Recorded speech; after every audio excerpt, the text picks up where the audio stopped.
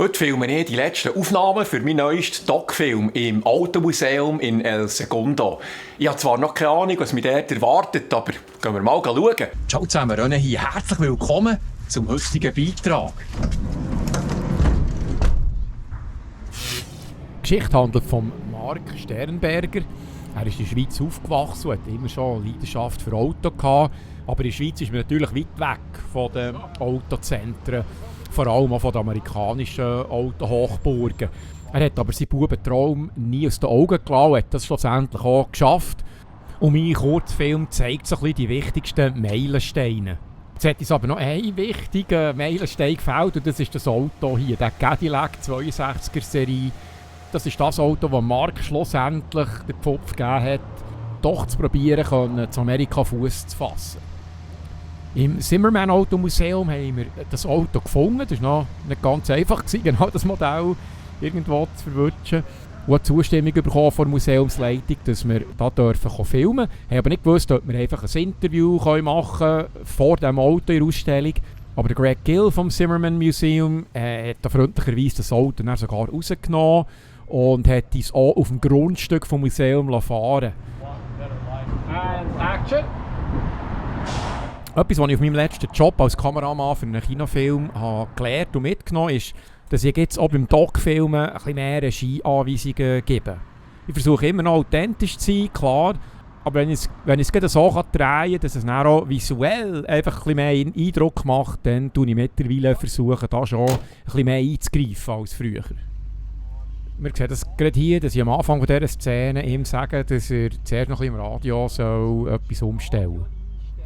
Wie immer bin ich mit meiner Hauptkamera, der Sony FX3 unterwegs und das Objektiv ist ein 16-35, wobei ich hier jetzt fast alles auf 35 mm geschossen, weil wir ja eben nicht auf der offiziellen Straße fahren, sondern hier einfach auf dem Vorhof. Ich wollte ja nicht möglichst viel zeigen, sondern das Augenmerk hauptsächlich auf den Markt setzen und dass er hier am Fahren ist und nicht unbedingt, wo wir genau am Fahren sind.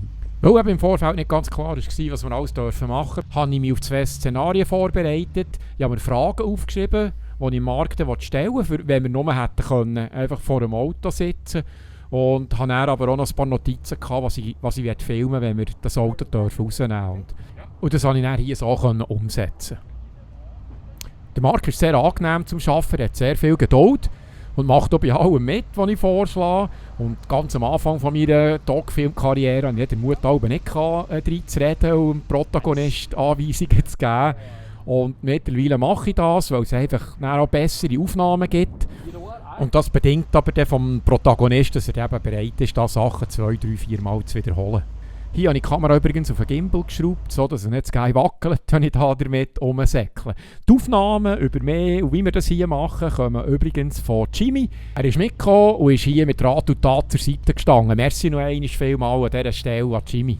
Was ich immer wieder spannend finde, ist, wenn man sieht, wo man da so dreht und wie es dann effektiv in der Kamera aussieht. Nachdem dass wir die dynamischen Aufnahmen gemacht haben, bin ich zurück zu meinen Notizen und dann noch meine Fragen abarbeiten. Ich habe im Vorfeld ja schon mit ihm 3 Tage gehabt und habe ein bisschen verschnitten und habe auch gewusst, wo das noch Lücken sind.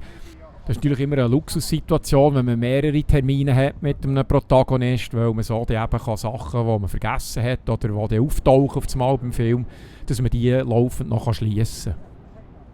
Ihr seht, ich habe jetzt also gewechselt von Handheld auf einen sogenannten Monopod und ich habe bewusst hier kein Stativ gewählt, weil das Stativ einem dort doch ein bisschen verlangsamt. Man muss das immer wieder neu ausrichten und neu ins Play setzen und mit dem Monopod ist man da einfach viel schneller. How did they do that? It's incredible. And they made hundreds of thousands of these vehicles. In the back too, lots of chrome. Betreffend Ton, seht ihr, habe ich jetzt das Mikrofon direkt auf der Kamera gehabt. Wenn ich noch eins zurück könnte, würde ich es anders machen. Ich würde ihn verkabeln. Das bedeutet, ein kleines Mikrofon bei ihm beim T-Shirt anklipsen und dann gibt es eine kabellose Verbindung zu meiner Kamera. Aber wie gesagt, jedes Mal habe ich das Gefühl, jetzt sparen wir den Aufwand und machen wir es einfach, bereuen es nachher. Der Ton ist einfach besser, klarer, satter. Und wenn ich es so mache wie hier auf der Kamera, kommen einfach auch mehr Umgebungsgeräusche rein. Und die Stimme ist dann auch weniger satt und stark. Und dann habe ich auch noch Fotos gemacht für das Thumbnail, oder wie ich ihm sage, einem Kinoplakat. Wo ich finde das extrem wichtig, weil ja, die Leute müssen es ja irgendwie sehen und dann auch draufklicken. Und wenn jetzt das Plakat oder eben das Thumbnail langweilig ist und das Video niemand schauen will, dann hat man ja alle Bütze für nichts gemacht, weil es dann niemand sieht. Das Resultat sieht man hier. Im zweiten Schritt habe ich dann den Hintergrund weggenommen und dann entschieden, dass ich auch noch irgendwie drauf müsste. Weil ja, als Moderator zu sehen bin, aber ich habe vergessen, mir jetzt Fotos ich daheim mit einem Bürostuhl nachstellen und hier seht ihr das fertige Resultat. Also, ich würde sagen, das war es für heute. Gebt mir ein Like, das hilft dem Algorithmus und hinterlasst einen Kommentar, das freut mich, wie auszulesen. Und dann würde ich sagen, merci fürs Reinschauen, bis zum nächsten Mal. Tschüss.